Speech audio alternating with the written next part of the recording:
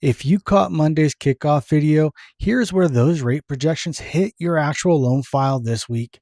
The 30-year fixed rate just dropped for July at 6.66%, a one-year high.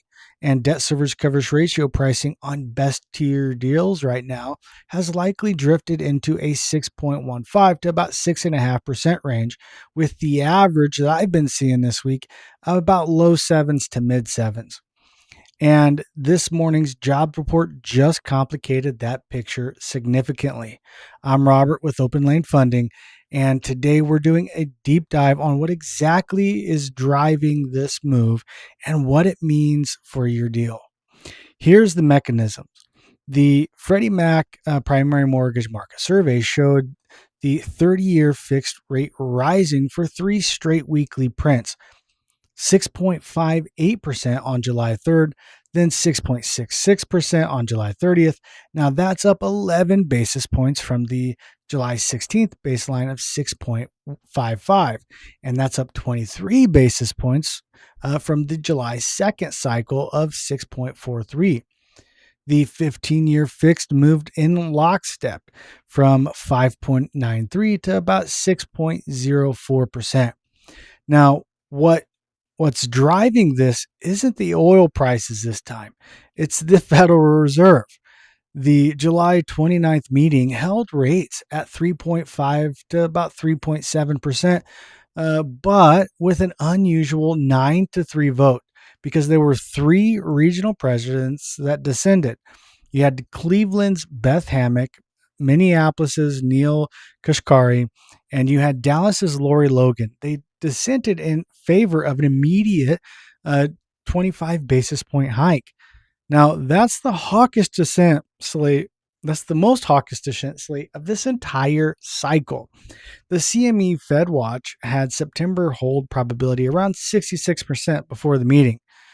Within 48 hours, it flipped to 56.8% hike probability. By August 1, it reached its high at 67%. But here's why that matters for you specifically and what got more complicated. Now, the Bureau of Labor Statistics released July's report this morning, and it came in well below expectations. Non-farm payrolls actually fell by 23,000, a negative print against the consensus estimate of roughly 87,500 to about 91,000 jobs that they were hoping to be added. Now, the unemployment rate ticked down slightly to 4.1 from 4.2 in June, but that's largely a function of people leaving the labor force rather than genuine strength. Now, on top of that, May and June's payrolls were revised down by a combination of 103,000 jobs. Mortgage applications had already been weakening heading into this report, falling 2.7% for the week ending in July 10th, then 6.4% for the week ending in July 24th, with refinance share dropping from 41.2% to about 39.5% of total applications. Here's the pattern interrupt. A weak job report like this one typically pulls rate hike odds back down, not up, because it signals the labor market is cooling faster than the Fed's anticipated when it dissented hawkishly on July 29th. This creates a genuinely mixed signal heading into the September meeting, a hawkish Fed on one side and a soft labor market on the other. Now, if this breakdown like these help save you time on your own market research, hit that subscribe button, hit that follow button on Facebook. I break information like this down weekly and daily. There's daily posts on my Facebook with all sorts of data nationwide. So what should a smart investor actually be doing this week? First, if you have a deal in underwriting right now with a debt service coverage ratio around 1.25% or better and strong credit, don't assume the recent upward trend continues in a straight line. This jobs report could pull the 10-year Treasury rate lower over the next few sessions. Second, Stress test your cash flow assumptions across the range, not just the higher end of that, 6.15 to 6.5%.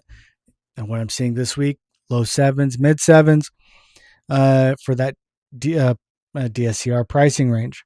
Since today's data, adds real uncertainty.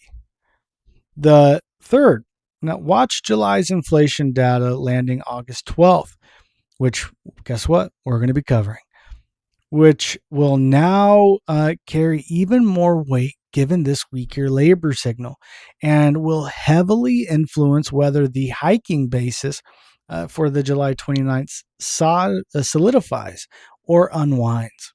Now, here in Spokane and Coeur d'Alene, this rate environment is playing out against a backdrop of flat local pricing. Spokane Valley is sitting around $467,000 in median asking price, essentially unchanged month over month. That combination with uncertain rate plus flat local prices is often what patient, well-capitalized buyers get their best entry points. Now, as of this report date, none of this should be read as a guarantee. These are, current lender indications based on published survey and labor market data, and the rates could move meaningfully before you close.